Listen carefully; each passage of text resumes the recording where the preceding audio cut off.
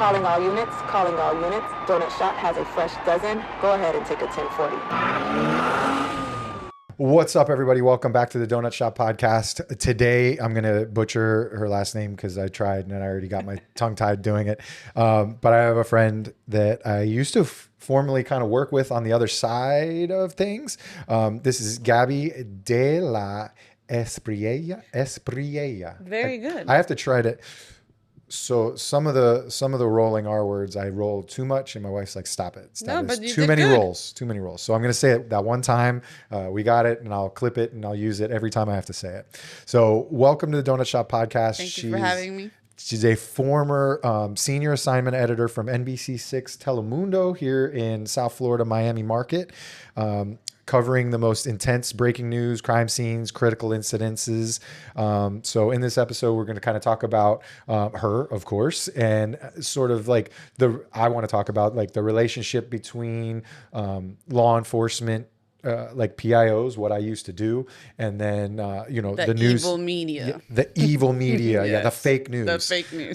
So I want to talk about that kind of stuff, and then also you've got a little bit of insight because you are married to a cop. Correct. So they were always my favorite over at NBC6 because they were always very understanding Yes. of our problems, even though they wanted the dirt. So what's up? Welcome. Thanks Thank for coming you for on. having me. So I recently left NBC6 about 2 months ago. I decided, it's time for me to retire from this career and see what's next. My boss wasn't too happy that I was leaving. They were like, "Wait, you're too young. You could. What do you mean you're not going to work?" And I said, "Well, no, I don't have to work. I can take this time and reinvent myself. That's part of the growing process, like what's next for me." So I worked on the desk for 25 years. So what is so perfect. That answers a question I was going to ask, how long, but so like what is the desk? Okay. For those who don't know. So the news desk, think of it as your heart, right? You have to function so every other part of the newsroom can function. So I'm listening to a police scanner. I'm listening to other media outlets. I'm looking on social media. I'm answering phone calls from viewers who are telling me, "Hey, we see a fire along this road. Come check it out." I'm getting, I'm dispatching reporters and photographers to scenes. I have to confirm information. People are call and yell at me because they don't like what they saw.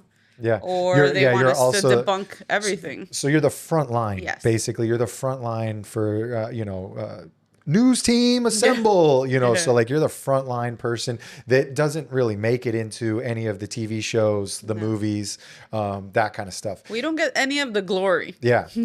And your former coworker, Vanessa, did a good job through her Instagram kind of showcasing that, which is, following it through like our department social media at the time and all that stuff. And don't mention where I work. So sometimes guests let it slip if I don't tell them. Okay. But so it's an interesting thing. Like when you watch these videos or you see pictures of what they're doing, and I've been to their studio and seen it, just a large desk, and they're just there with all their little scanners, just like a total cop nerd, like listening to stuff. I'm kind of like I think that I'm sort of a dispatcher, detective, counselor, bartender. Like that was my job the entire day because whatever was going on, you needed to put yourself in that frame of mind and say, okay, how do I deal with this?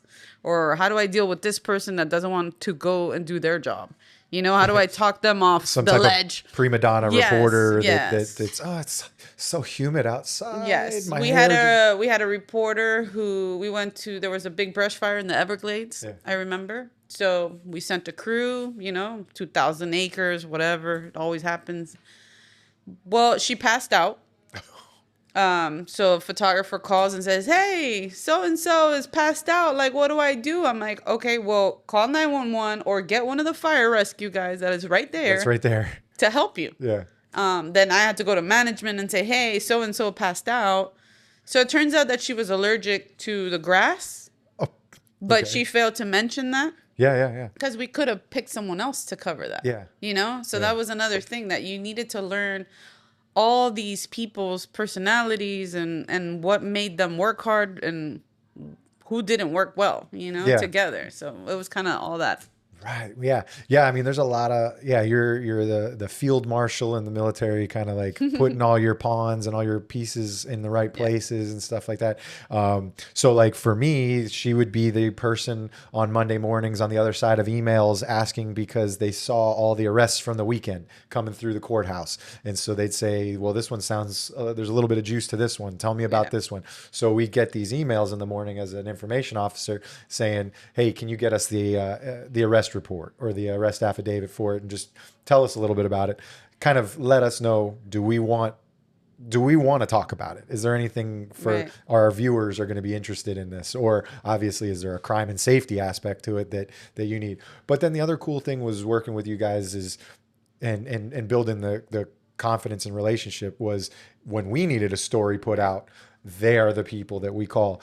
Some agencies might have a reporter on the hook that they reach out to just a direct reporter. But for them, I wanted to kind of work as like back and forth relationship. So I always thought like that was so important, because I'm not the person out in the field that you're going to see. However, I'm the first person you're going to call if you need something, good or bad. So I always put into perspective, I need to get in good with this guy, not piss him off, but so when I need something, maybe he'll help me. And that was a difficult situation sometimes because the bosses were like, oh, but we need the info. Aren't you friends? And I'm like, okay, but he still has protocols that he needs to go through. Yeah. So he's not here working. I always told them, cops don't work for us. They don't work for the media. Everybody has their job, and then when they can release stuff, they will give it to us. And I can send you 20 emails, and it's not gonna change. Yeah. So that was one of the hardest things that I had to tell them. Like, people, they are doing their job, we're doing our job. If we can go around them, great, but we still need the information to come directly from them. Yeah.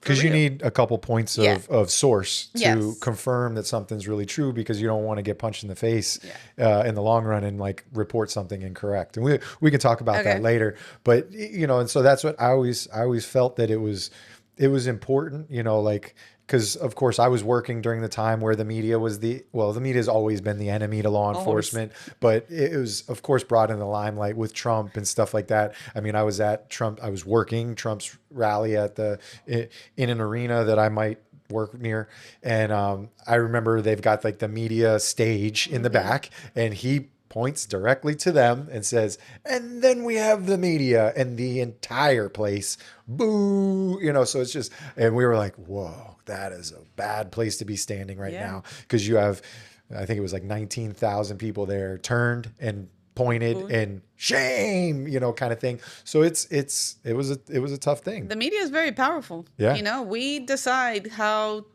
and what we're going to report.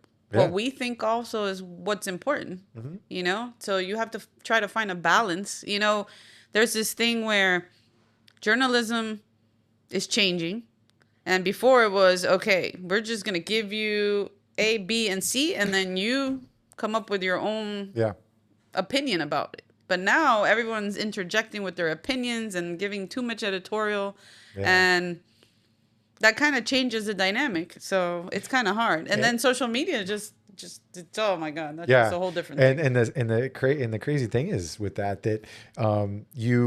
you get so much of that, and that's unfortunately now where the money's going, and that's where the people are listening to it. I mean, unfortunately, you're kind of sitting here adding to it in a podcast. You're adding to that realm. But there's important parts to it, as people like Joe Rogan have shown, that long form content can give more insight into a person's thought process, their mental state, their just their opinion on that sort of. You also have to evolve with time. Things change. So if you stay stagnant, then you're a dinosaur, right? So I may not know much about podcast world, or I know how to do my personal social media, but I don't know how to do more with it, which I'm trying to learn, because it's something that I have to get better at. You have to have today. You have to have it. Yeah. So I don't want to stay behind with the times, and you can still use those platforms to get points across.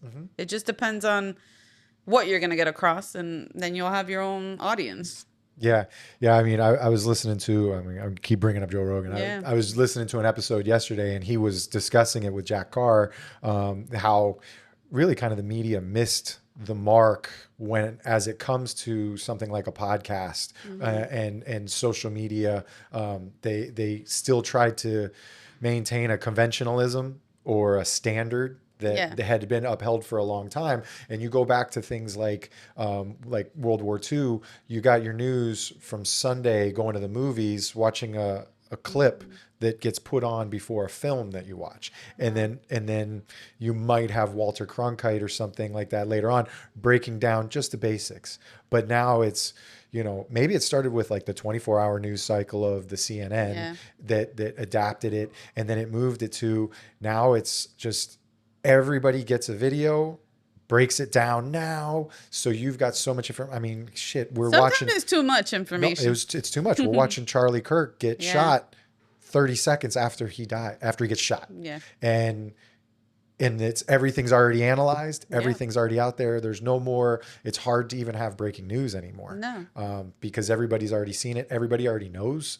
And everybody has already seen like a third angle and is like, you guys are late. Poo-poo on you. Like when I'm pointing at her, like the poo-poo on the news. Like you don't even know. Well, that's the other thing. You want to be first because you can't wait either. Yeah. Everything's out there. So like sometimes we had this thing about, let's hold the story till 6 o'clock. I'm like, no. What do you mean holding? 6 o'clock doesn't exist anymore. In half an hour, whatever we have, somebody else is gonna get it. Yeah. Only in Dade has already done a full expose on exactly. it. Exactly. So let's just break it now. So at the beginning, I was like, like hold the exclusives and we don't want to give people out. But then I'm like, you know what? Every time we did hold a story, somebody else came in and because did you got an exclusive and that person that gave you the exclusive is now like, why haven't I seen my face on TV? I'm going to go give my second exclusive to somebody else. Yeah. And then those vultures took it, ate it. And thank you, Channel 7. Yes. But, so, Always. so it's a crazy battlefield world. Yes. Do you ever watch the show Morning Show on Apple? I love it. Yeah. It is real life. It is real life. Okay. To an extent. Yeah. I mean, it's dramatized a little bit. A little bit. I mean, listen, it might be that way in the executive world and you're making deals and moving around. But like yesterday's episode on season 4, they were doing the morning show and then all of a sudden this plane blew the door and now they have to break in. And it's exactly the same. You go to the desk. Oh, we need to get everybody that's on social media to see if we can get their video. You need an expert to come on. Call your guy at, transportation. So everything that happened, I was like, wow. Yeah. I kind of missed it. Yeah.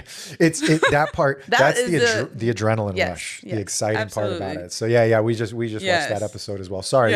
I'm late with this, sorry. but spoiler alert. Cause it's a good show. And with my experience in it through work, having seen part of that and understanding that and stuff. And the show uses a lot of rip from headlines. Obviously the first season was the Matt Lauer story. Exactly. But so they're using rip from headlines, but it's good acting and it's crazy. And that guy Corey is nuts. He is nuts. And I think that the Corys of the world are real. Oh, they're totally real. You just kind of start thinking, wait, is that person that I work with exactly like that guy? Yeah. Did all those deals? Because I was there 25 years, so I did see a lot of management change and a lot of different people come in and out, and they all have their different ways of making, and you could see moving parts. You're always in the background like, oh, wait, that person's leaving, that person's coming. Oh, they brought this person. So I do think that the executive, there are chess pieces that get moved around that are totally different than what I'm used to. Cogs in the wheel. And then, and then media companies now are doing everything they can do to survive. Yes. So they're fighting for their lives upstairs. You guys are just trying to do your jobs, and get a good product out. But then the executives are fighting for their literal lives in a shrinking market. I mean, look at this. ABC is now Such with a- Channel 7. What a mess. I'm sorry for anybody that's not in the South Florida market that has no clue what we're Yeah. talking about, but the former It's like 2 station. So one station now simulcast on the other station their news, and then the local ABC is now, I don't even know where to find it. no, I they're don't just know. they're just an over the air station, Yeah. which is partially what the new ABC station used to be, because you could see it in all the nail salons that had no cable and they just had rabbit ears. And now, so Now, Channel can't. 7, which was like a Fox, has always been shown in all the little mom and pops. It was always on. Yeah. But now it's like in my opinion of from the streamer world, where everybody has cut the cord. Minimal people have Comcast or who Uverse. They've all got YouTube TV, Hulu with channels. I have Hulu. I left Comcast. Well, because you used to get it for a discount. Correct. So Comcast is the parent company of NBC Universal. So yeah, that was one of the amazing perks of work that, Yeah. wow. But now that I actually have to pay cable prices, I was like, wait a minute. Yeah. People really do this? And then, yeah, we went to Hulu because you can watch live TV and your shows. I had Hulu, but I didn't really like the user interface of how everything was set up. And then I tested YouTube TV, and I liked how it looked. It looked a little more like our traditional cable. Okay. And so I kept it. Plus, the other thing is inside the building, when I worked inside the building, Hulu was blocked because it's a known movie streaming channel, but you need YouTube sometime for training. So YouTube TV is through YouTube. So we could watch, So you could watch we could TV still while you watch the work? World Cup. You know, we're watching the news. Of course. We need to stay Yeah. up to date. If our city shows up on TV and we don't know about it, we need to I know. we need to be up to date. So that's what I was doing. I should have had the department pay for my YouTube Yeah. TV. But yeah, so you know, that's been the thing. So with that, back to what we were talking about, that channel now moving to an over the air status, it's also on Comcast and stuff, but most of us don't have that type of cable anymore. So they don't have a deal with YouTube. They don't have a deal, you know, and it's the same problem with like watching Florida Panthers hockey. I can't get it on YouTube. No, you can only get it on certain channels. Yeah, Or a you know, certain way. I don't know. My yeah. kids watch it. So Yeah. they figure out how to do it. I wish I just watch the updates on my phone and I'll Or they see. go to the games. Yeah. It's right around the corner from the house. So. Yeah. So it that's an amazing world of ever changing, you know. Again, they have to reinvent themselves, you know, because they still have to put on products. Yeah. So that was one of the other things that I was asked if I was leaving NBC6 and Telemundo to go to Channel 10. And I said, I don't want to leave my job to go do the same job somewhere else. Right. I want to grow and explore all the years of my experience. What can I do?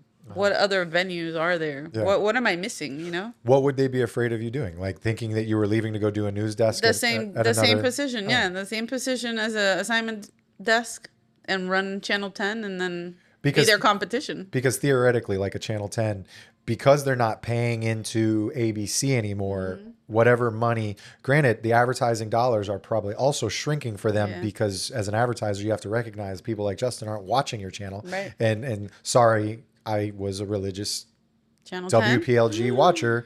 You know, I watched you guys a lot more because, you know, friendships and stuff like Right. that.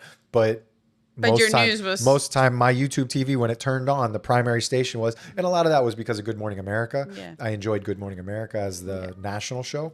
So, and then of course, then you just get indoctrinated with the break-ins.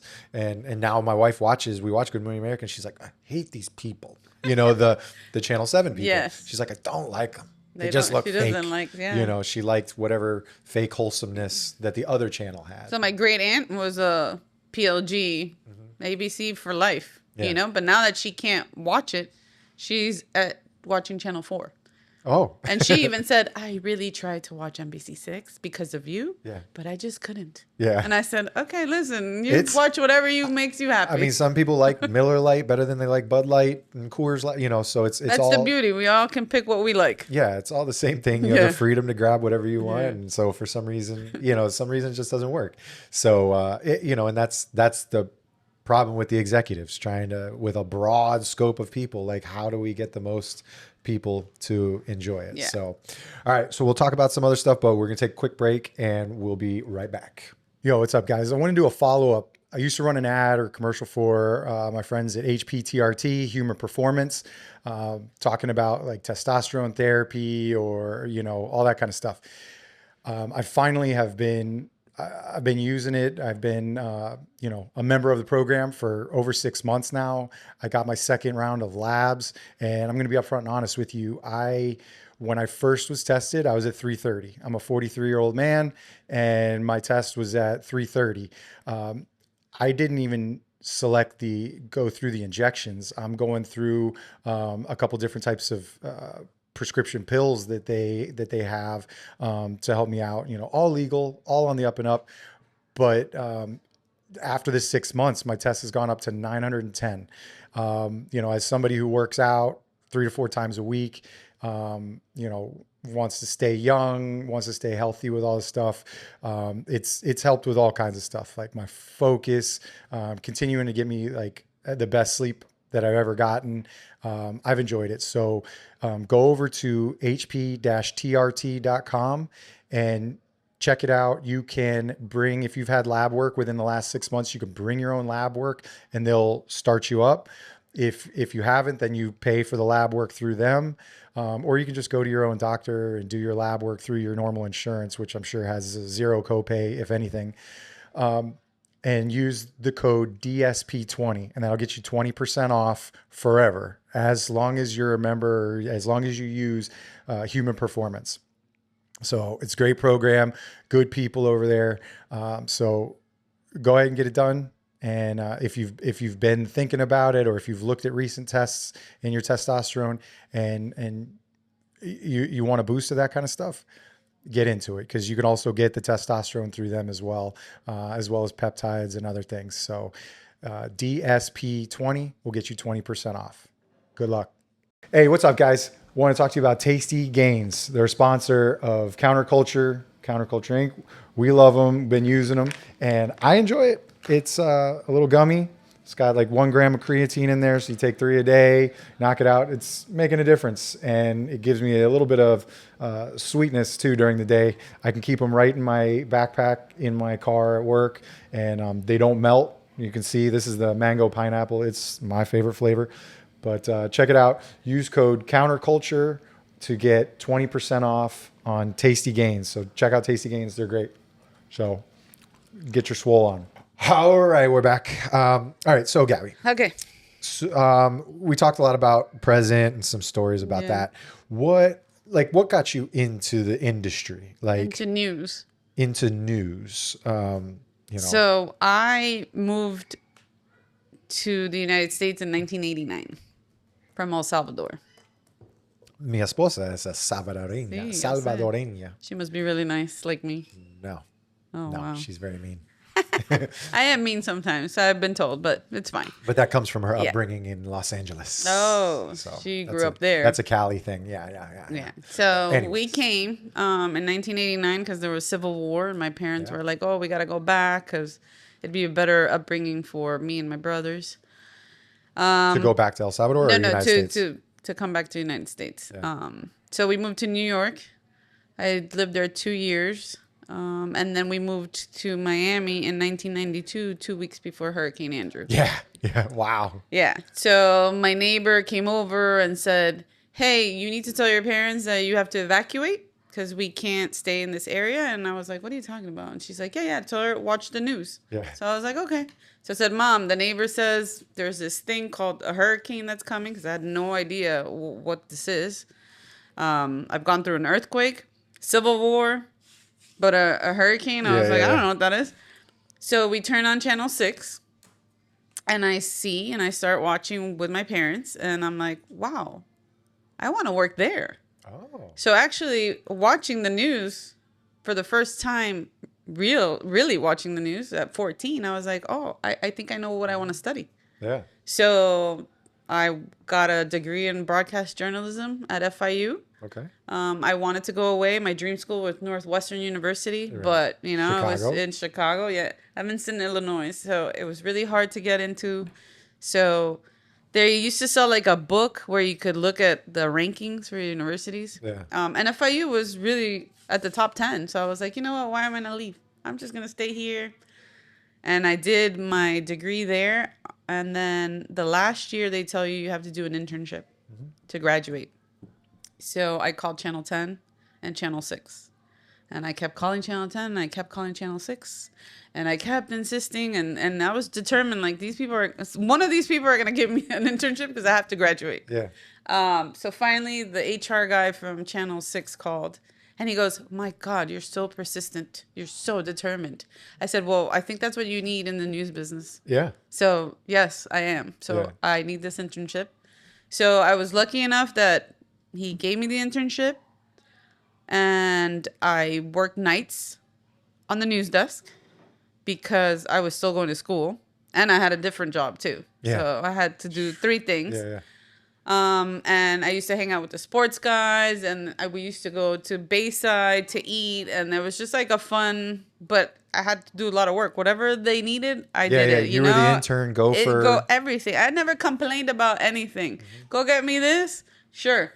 Call this? I mean, the 2 guys that were my mentors on the assignment desk, they were like, hey, there's a house fire. Figure it out, girl. Just like that. They didn't tell me who to call. Who was a PIO, what department. Like, I had to figure this out all on my own. Yeah. And I started listening to the scanner. And then there was an opportunity. There was this Florida news channel. They wanted to be the CNN of Florida. Yeah. So they would work with different affiliates, and you would take the stories that Channel 6 did at 5 and 6, like their top 4 stories. I put them on a video. And then I would drive from downtown Miami to Pompano Beach and feed them to Tallahassee. So they could produce a 24-hour segment in Tallahassee. Yeah, because that was also a period of time where you didn't really have internet. You weren't uploading to a G drive or a Google or something like that. You were literally shooting it from a satellite dish, those big dishes that you see at most news stations. It was like a cryptic warehouse that I had to go to at 9 o'clock at night and feed this video. I was going to say, okay, so Florida News is the one that really shows like the legislature now. And stuff. I think so. Yeah, there's not a lot of they try to be like the C-SPAN now, basically, of Florida. Cool, yeah. So I started there, and then they were shutting down because nobody wanted to watch 24-hour news of Florida only. Like, it's just not sustainable. So because Florida Man wasn't born yet. No, not yet. There was none. If only. Yeah. So there was this guy that was leaving, and the 2 guys that were my mentor, Scott and Javier, they were like, oh, we should give Gabby a chance. Like, we should hire her. Like, we can pay her peanuts. Yeah. You know, and she's going to work the worst shift ever because she doesn't care. I take anything. I don't care. Yeah. So I was like, So I went to the boss and I said, look, I'm graduating. I'm already working for this other company. They're closing. I've been on the desk now, 7-8 months with you guys. Just give me the chance. I mean, if I mess up, you can just fire me. Like, it's not going to be a big deal. Whatever. I have to learn somehow. So he was like, you're just a college kid. Like, you don't know anything. I go, yeah, but I have to start somewhere. So you give me the chance. So he gave me the chance. And I'll never forget, but the FBI building used to be in North Miami Beach. And there was someone that we needed to get video of being brought in, and there was a specific place to go because there had been a raid or something. So I sent the crew to the wrong place. We missed it. You missed the perp walk. I missed the perp walk. I missed the whole story, and I shit in my pants because I was like, oh my God, I'm going to get fired. Yeah. But no, I think they really thought, okay, we all mess up. Yeah. And eventually we all learn and grow. So after that, he was like, okay, well, you messed up and you got to learn from this. Yeah, at the beginning. And never again. So that was the start. And then I was hired right then and there. And I was like, okay, I got this. And then I moved my way up. I mean, I worked Friday, Saturday, Sunday, and Monday. And I worked Saturday 9 in the morning to 11:30.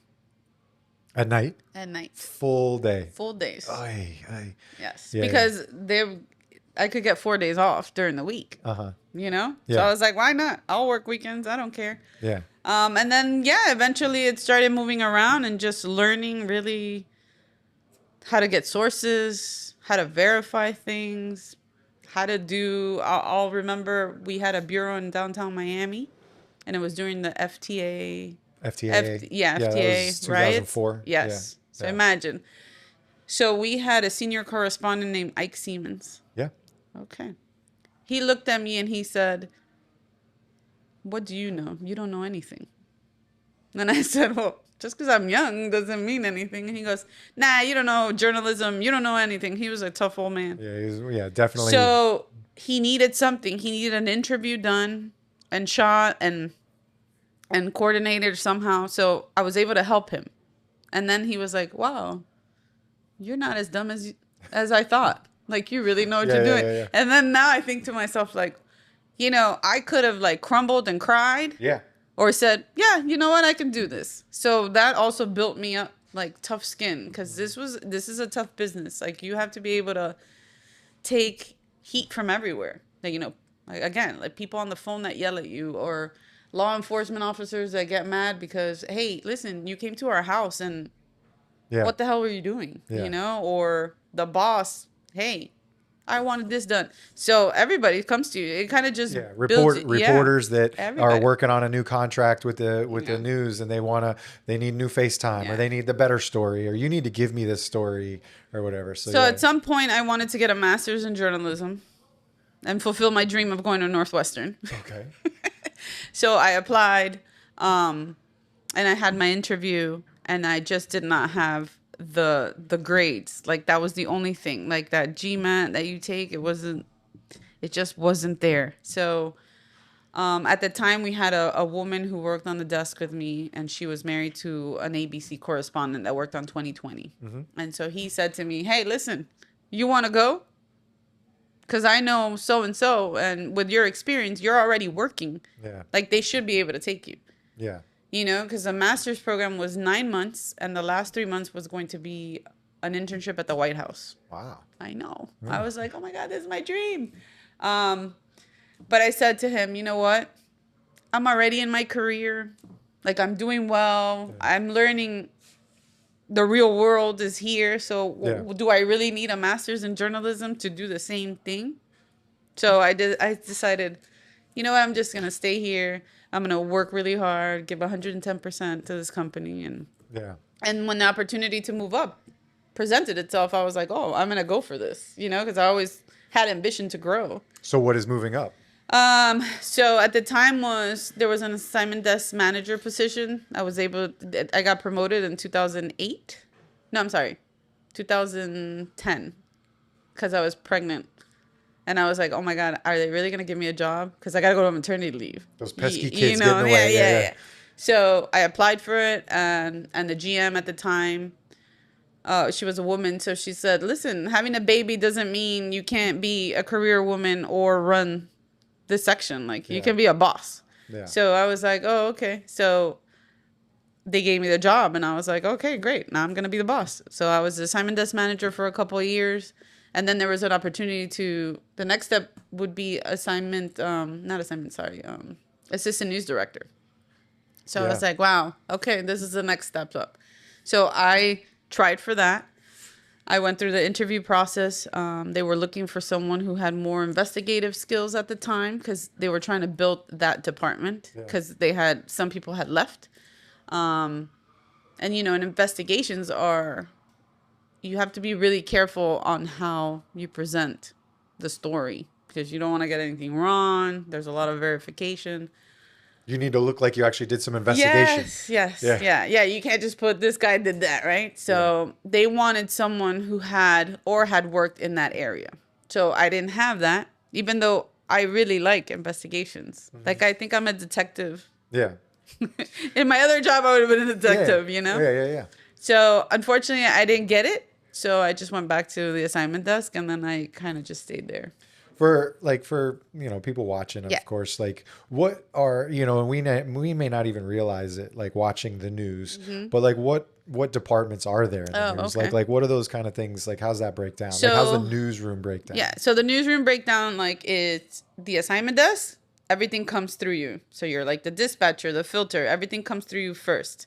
And then You have the reporters and photographers who are your field crews. So they're your eyes and ears outside. So they really are the ones that are checking everything out and can tell you, hey, this is a story, or oh no, this is just a dead rat, not a body, Yeah. something like that.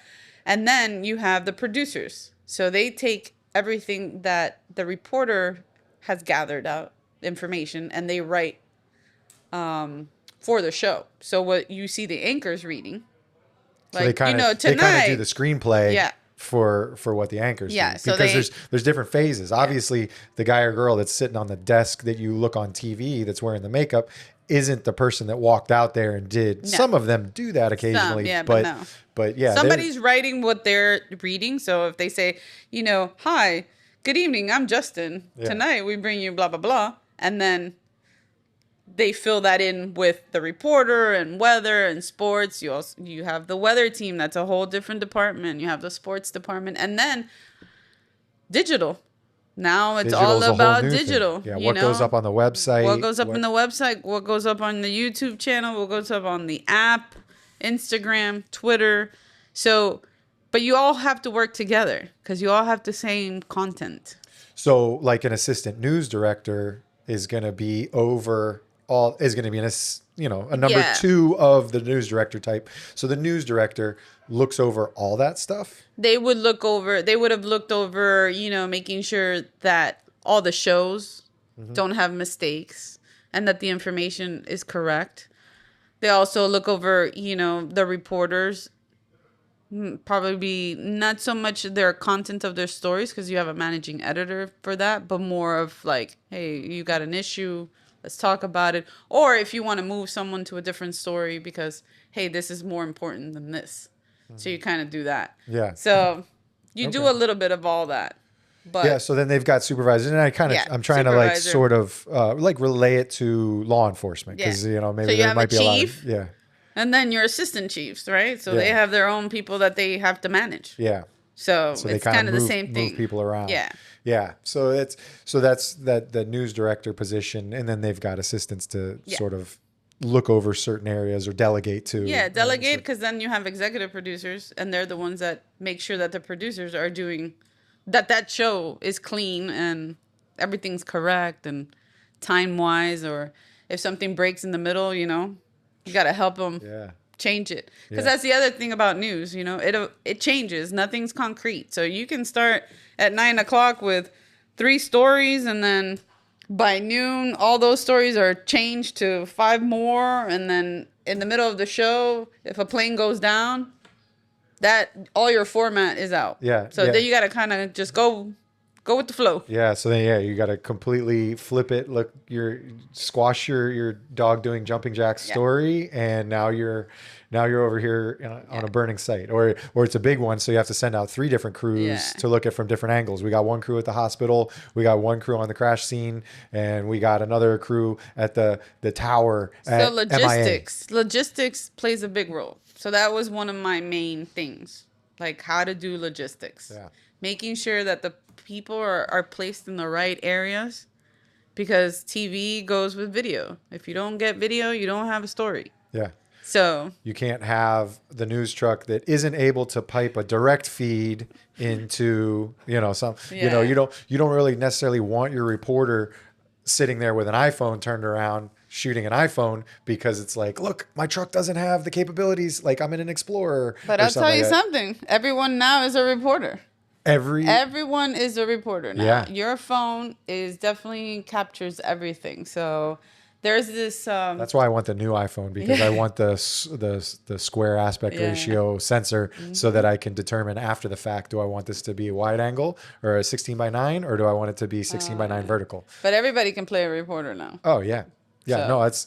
I was telling her before, like somebody will be like, how do I start a podcast? Like all this stuff, and I'm like, bro, this is your podcast device. Like it's got great audio. You can record on your audio thing. You write all your stuff. You can post it through these websites. If you want to film it, you can set it up on a tripod and film yourself. And post it that way. All you need is your phone. Now, sometimes you can go extra. And you learn. You need lighting because cameras soak light. So that was the newest thing, right? And how to find news was scouring everyone's social media because somebody's always videotaping. There was an incident in Hollywood, and unfortunately, some kind of domestic between family members ended up bad, and someone got shot. But the neighbor next door got video. You know, so I was able to track down what neighbor's house it was. Yeah. From the angle how he shot the video. Yeah. And then I had to call him and kind of convince him on the phone because he was like, oh, but the guy's going to know that it was me. And I was like, listen, we're not going to tell him who you are. I just need permission to use your video. Yeah. You know, and I have to get it in writing. So that was another part of my job that was... But you know, I had to technically call. he's right though. The guy's gonna know. I know. But you have to be a saleswoman and explain to him, no, but who cares? No, you'll be fine. People need to know is what you're explaining to him. But my another thing that I like to do is that we're here to help people too. Yeah. We're not just giving you bad news and death and destruction because that does exist. And that's what Orlando's news media is for. And listen, I love a true crime story. Yeah. Like I like crime stories. Like I listen to crime podcasts. Yeah. You know? Yeah. Or TV shows, honestly. But there was this incident where this lady got carjacked, and I felt really compelled that we could help her because she had just paid off her car. She took care of her disabled brother. Who and she was like 60, like she was an elderly lady. So, well, maybe not, you know. And so our reporter was able to interview her, and she was like, "Oh my God, like what am I gonna do now? I have no car. This guy," she was pumping gas. The guy took off, led police on a chase, totaled the thing. So I was like, you know what? I work with so many PR agencies, and I reached out to one of them, and I said, listen, like this lady needs help. I'm sure that Rick Case Honda has something. Yeah. Like a car that we can give her. And then maybe we can do a story on it. Of course. So I was able to coordinate all that. Because I felt so compelled that I was like, oh my God, we have to help these people too. We can't just report that she had a bad situation, but let's the outcome. Yeah. So she was so grateful. Rick Case Honda was great. They worked with us. They on a Saturday, there was a surprise. She thought she was there to do something with her daughter for her car. And then Rita Case came out and gave her the car, and she cried, and I was like, "Oh my God!"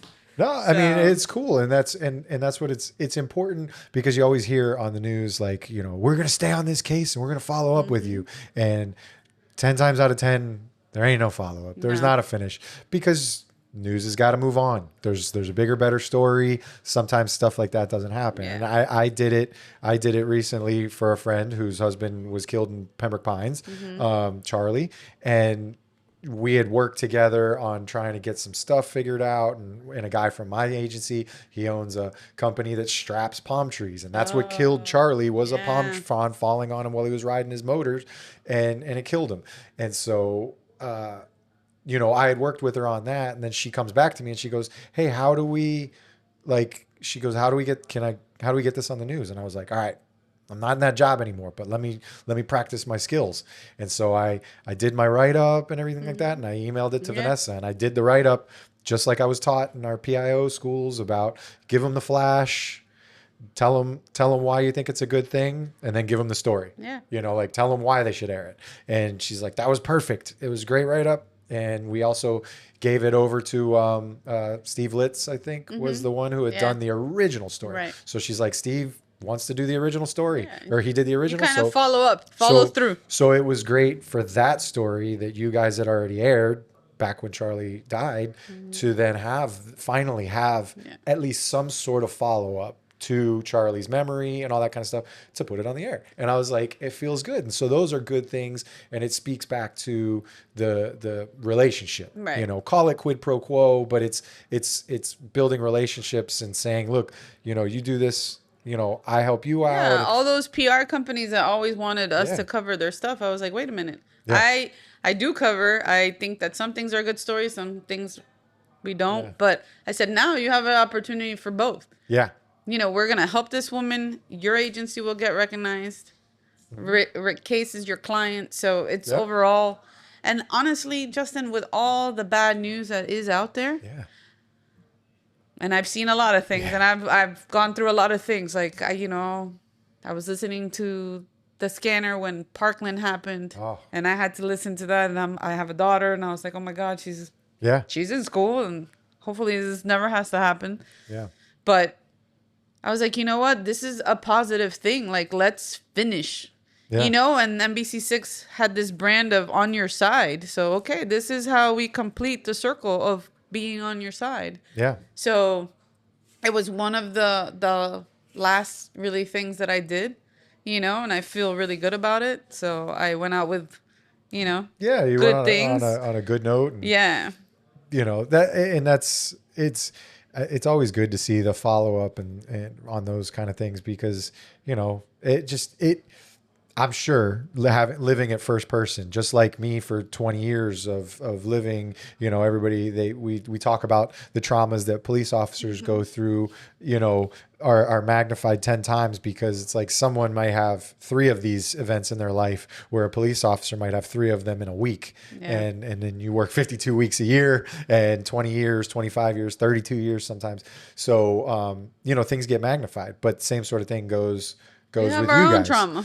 Just like we say about dispatchers, I always explain them as they're in a submarine because they can't really get out. They can't see the thing. They don't get to learn about the follow-up. They heard the person's trauma on the phone of everything they're going through and then, and that kind of stuff. And so you got to hear a lot of those things and then you kind of shoot the news team out and hope that they get listen, I felt bad for them sometimes too, because I can send them to the initial report, right? And I know what I'm listening to on the radio, on the police radio, and I'm like, oh my God, this sounds terrible, and I hear all these things, and then the reporters out there with the photographer, and they have to live it, and then they got to go through their own things. I mean, there was a moment in time.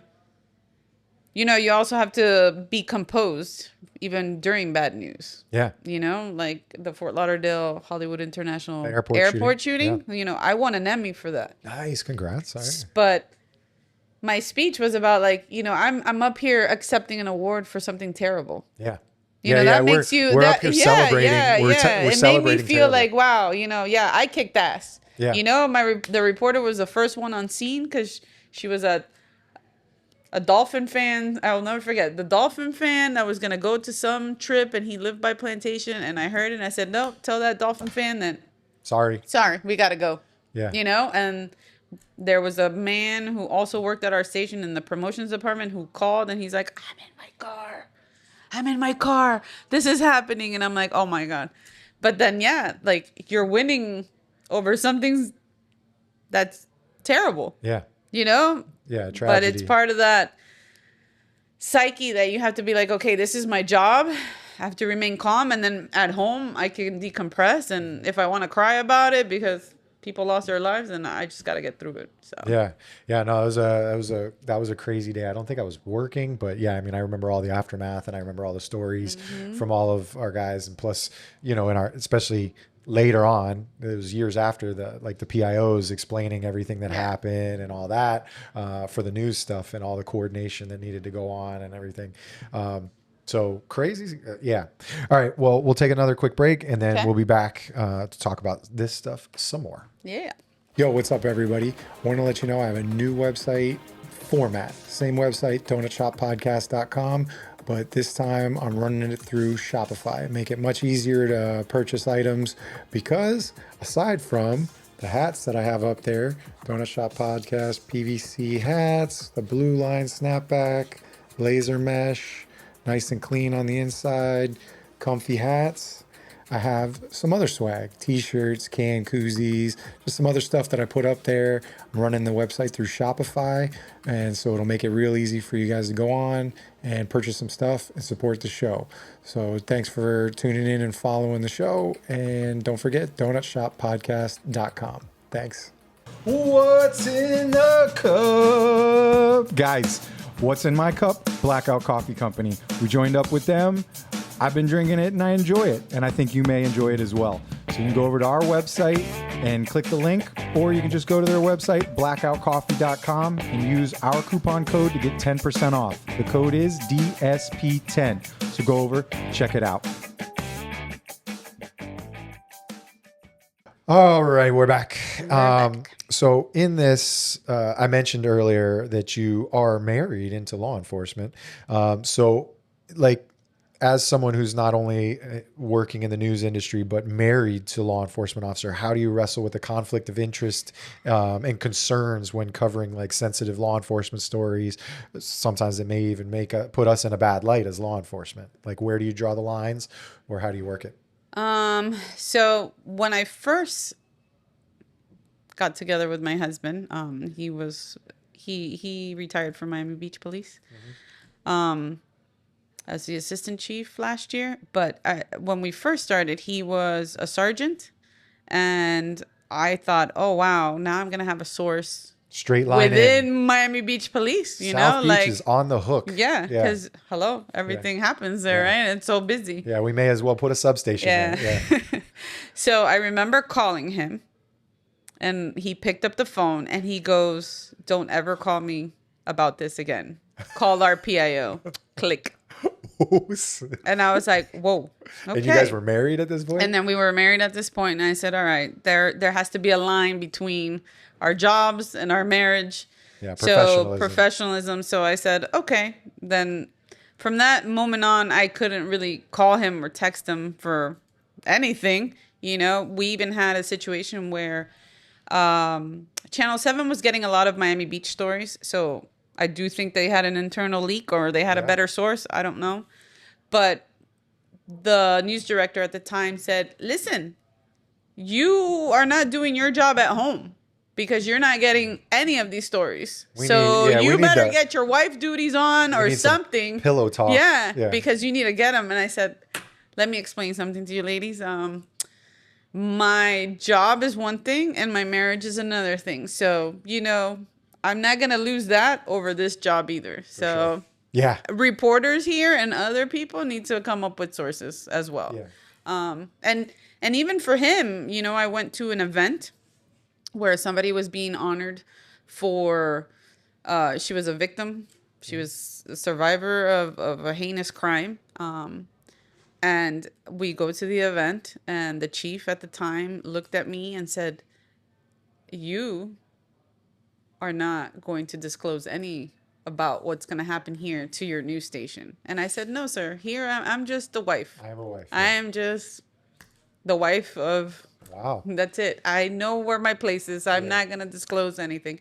And trust me, it was hard because they were good stories. And you get a survivor to talk about something that makes a good story in our eyes, at least. But, you know, I understand why this person wouldn't want to disclose everything that happened to them, to the world. But yeah, there was also a time that they thought that my husband was snitching and giving me stories, and I'm like, "What are you guys talking about?" That could definitely happen in a paranoia in a law enforcement paranoia. You know, when they're trying to draw the straw, and they're like, "Look, this one's an obvious opportunity for dissemination of information. Like, look at this. This is happening."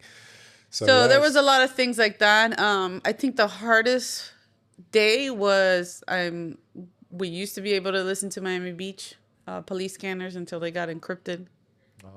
You know, because every department kept, I guess, new technology. At some point, you start losing who you can listen to. But because you guys are basically on a public bandwidth, so public record. And so for those of us in like Broward County, 90% of the agencies are dispatched by Broward County, run by the sheriff's office. So you've got one kind of a frequency, you know, until they update that and prevent it. But some places in Broward and then like Miami Beach run their own dispatch. Yeah. So I was listening to the radio. It's like 8 o'clock in the morning. And I hear officer down. In Miami Beach. Yeah. So I'm like, oh shit, you know? So my first instinct is text my husband, hello. Yeah. No response. I still have to dispatch crews because I'm like, something's happening. There's an officer down. I don't know if that person's shot or I don't know what the chaos is happening. So I'm sending everybody. I'm calling the PIO who's not answering me either. My husband's not answering me. I'm calling his friends. And then finally, like 20 20 minutes. I don't know. Like In 20 is long. In eternity. eternity. He goes, I'm busy.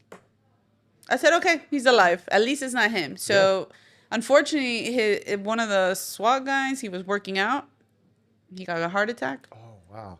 In the gym. Yeah. So, my husband was with him when it happened. So, that's why he couldn't answer. But it was so hard because I still had to do my job.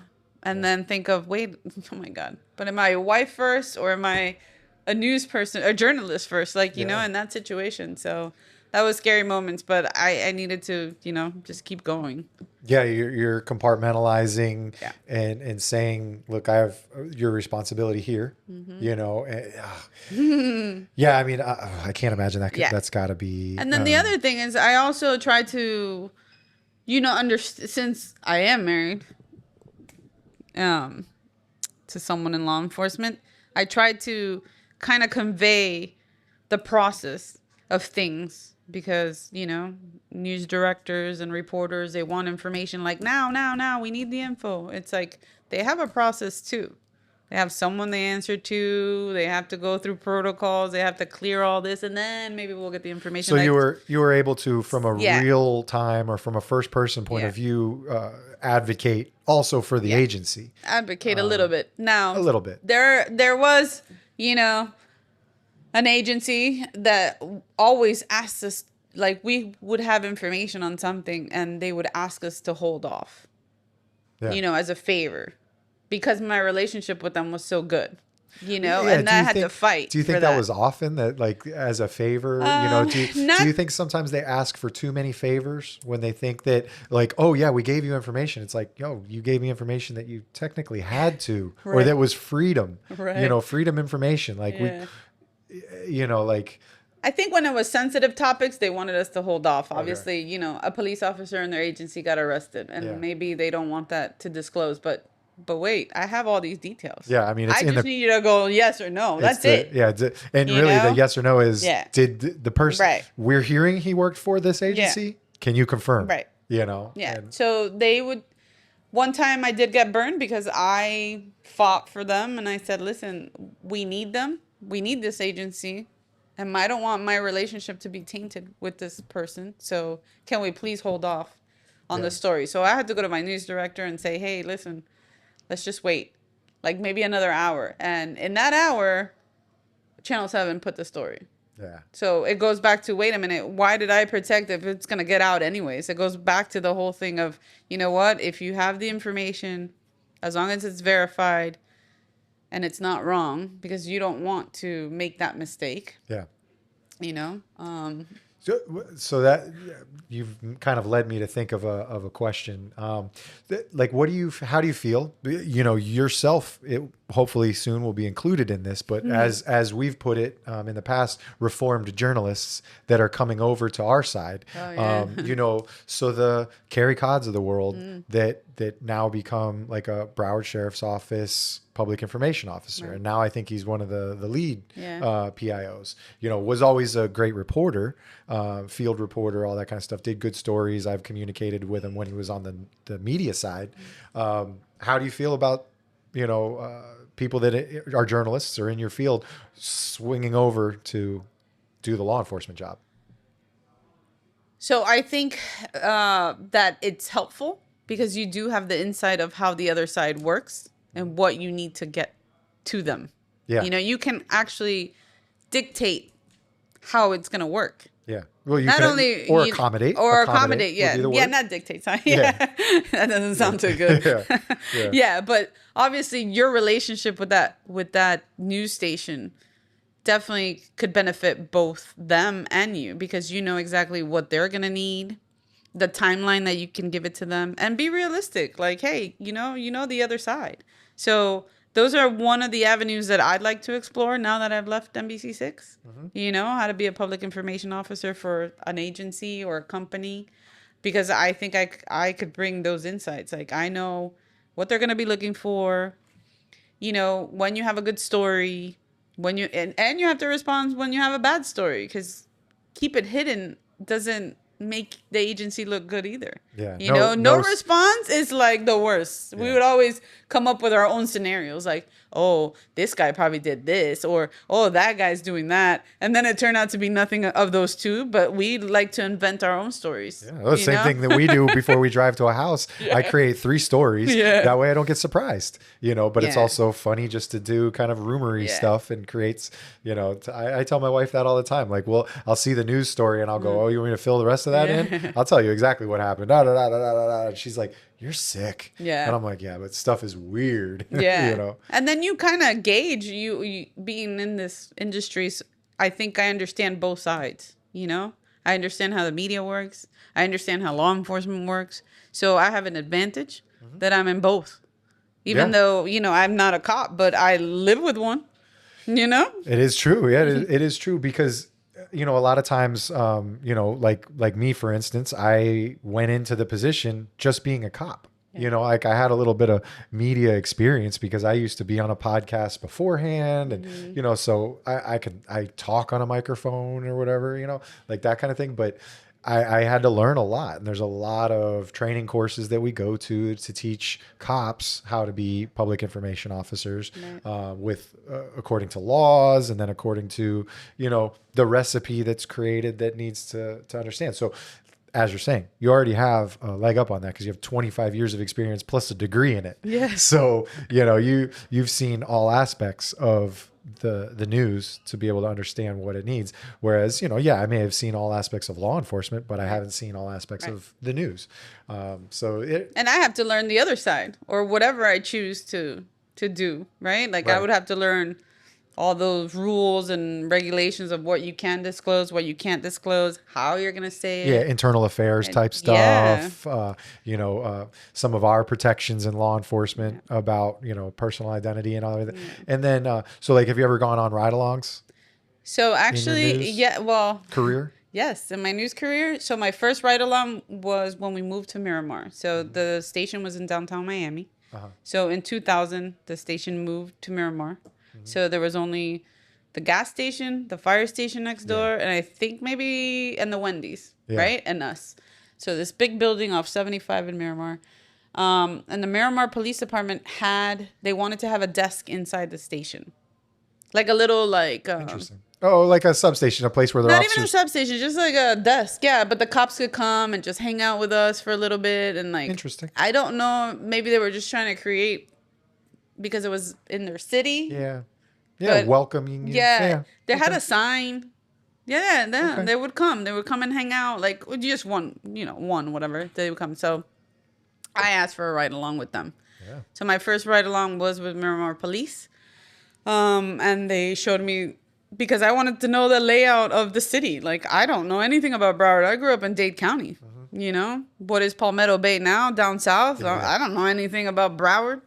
So here I am. So I was like, oh, let me do this ride along. They told me, okay, if on the east side, you know, there's more activity than the west side because the west wasn't really big in terms of 2000. growth. No, Miramar was empty over there. Yeah. So they took me. So we went to a shots fired called, and he said, "You don't get out of this car." And I'm like, "What? But I want to see. Like, I want to be all in it." And he's like, "No, intern, just like stay back." And I was like, "Oh my god!" So it was a guy that was angry. Yeah. And he was just firing his gun up into the air, and the neighbors had called. So I saw firsthand like how they're negotiating with him, and I was like, "Oh my god, what is this?" And they're like, and I said, "Well, why can't you just shoot it in the air?" Like again, things that I don't know that you can't do. They're like, "Oh no, it's against the law. You can't just be firing anything." Plus, where's the bullet gonna go? Not knowing anything. They don't stay up there. They're not attached to a helium balloon. You know, college, they didn't teach you any of this. So I was like, "Oh, you can't shoot a gun." Oh, okay.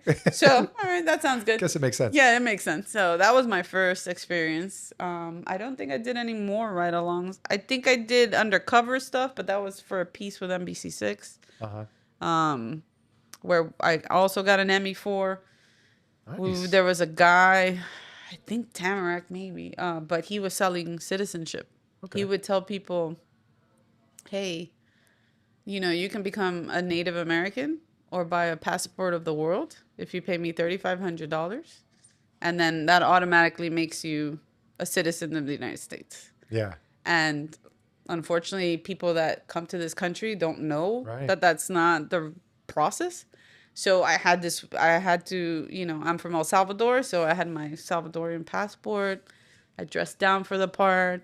I went with the photographer, and yeah, we made an appointment because we were gonna. So this was like an undercover Yeah. news piece that Yeah. you guys were doing, not in conjunction with law not in enforcement. conjunction with law enforcement, but it would have been. Nowadays, they do it with law enforcement, which is good for both agencies. But back then, no, it was just us, So and we you- were bust them.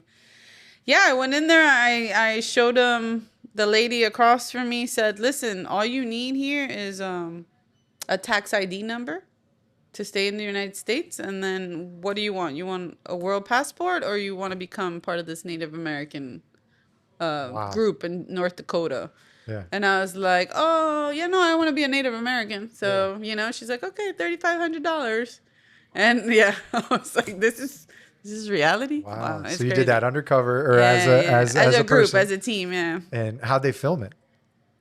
We had I had a purse Oh, with okay. a little hidden camera. Purse The cam? photographer had glasses. Okay. Yeah. Yeah. Wow. Yeah, Cool. yeah. And then the reporter that was on the story, he even went to the tribe in North Dakota. Oh, wow. And showed him the footage, and it was like, do you let anyone What'd in they here? say? They were Were like, they this aware? is not how it works. Like, no, they weren't even aware. Yeah, because I don't think that that's really how it works. No, Anyways, just like there's not a world passport. No. I remember pulling people over back in the day, and they had a world driver's license, Oh. and they'd give us this. It was like a little passport book, and it said world driver's license, and I'm like, the fuck is this?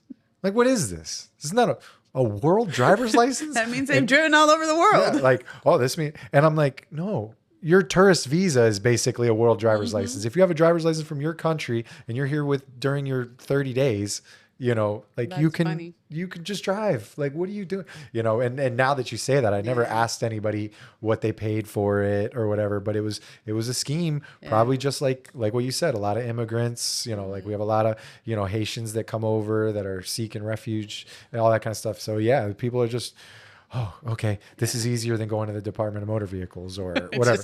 just get that little piece of paper and you can drive. It was a little passport. And I'm like, what do you give it? What is this? I also did the FBI Citizens Academy. Okay. And the Davie Police Citizens Academy. Yeah, Because yeah. I lived in Davie before. Because I The used to tell beautiful you city of Sunrise. I used to always tell you to try and do ours. Yeah. Someplace. Yeah. Some city. Some city. So I used to always tell you to do ours. Yeah. But yeah, I mean, it's there a lot of them are very same. Yeah. But So Same, those same, are the but things different. I did. But that's cool. Yeah. So you get a little bit of knowledge in that. You can put that on a resume. Yeah. Or at least talk about it in an interview. But yeah, I mean, I think it's cool. I've seen a lot of good things from, reformed journalists, as we call them. I like it. It's not my term. That's what's his name's term. From the PIO. Oh. You mentioned him a second ago. Mike Jackals? Michaels. Yeah, it's a Mike Jackals. Jackals? That's a Yeah. Jackals term. Yeah. So, but guys like Frank Guzman and stuff like that from Channel 7 that is Fort Lauderdale Now he's PIO Fort Lauderdale for fire. yeah. These, you guys understand how to put together a more interesting story than some of us in law enforcement. Like, unless we're big social media influencers beforehand, you guys at least understand the social media influence that an agency is trying to do. Yeah. We're trying to, they always tell us in these trainings, like, create your own news. You be the first one to break the story. Yeah. You tell them why they need to air your story. And if they're not going to, you've already produced it. Yeah. You've already created the narrative, There's also other outlets, right? Like, so you don't need traditional TV all the time. Yeah. You can get a story out there on your social media platform, or if it's just digital or a YouTube. There's so many things now that even myself, I have to kind of reinvent what I know about news Yeah. and what I've learned over the years in order to see what's next. Yeah. What's the next step? Like, what am I going to do? Like, I want to be a producer maybe, or I want to, I do enjoy field producing. Like, I like coordinating interviews, going on the shoots. That I actually like. Yeah. So that's something different that I About like these might like explore. independent independent news companies that'll make Yeah. like a YouTube channel and they produce news sometimes. My hairdresser was like, "Oh my God, after all these years, you can just have your own YouTube news." Yeah. I feel like there's somebody that I've seen doing that, or Oh yeah. I don't know. Maybe I felt like Vanessa was trying to do that on Instagram, like she Well, like almost like she had her own news channel. yeah. So Well, she used all the news that Yeah, yeah. NBC produced, and then she would put it on, Yeah. create stories Yeah, to get repurpose it. engagement. Yeah. it was a good idea. Yeah. But that's the thing. Like I would get my news sometimes just from Instagram stories, and that's Yeah. because sometimes you just don't have time to sit down and watch the news, or like World News Tonight on ABC. Lupe and I laugh so hard when they come in, they provide the tease, and then they say we'll be back from the commercial break, and then they do one of those tease stories and they added 3 words to the tease. And that's the story. They gave you everything 3 already. more words basically they've added, and then they're like, and now we'll go back to commercial. And it's like, it's all commercials. It's so crazy. It's so, some nights it's a little fun, and that's just where I say like, oh, slow news tonight. Yeah. Slow news Besides, today. you have technology in your hand. Yeah. So why wait if you need something and if you're interested? Now, if you want to know more, then yeah, you're going to go back at 6:00 and maybe watch the story and see how it's developed, or you want to read more about it. Or hopefully they've got Hopefully more more got than it. Only in Dade got, Correct. or one of these channels like that. But yeah, so interesting. All right, well, so you've already kind of explained what your future is and what you're trying to go for, and I think and so. I sort don't of know. open world.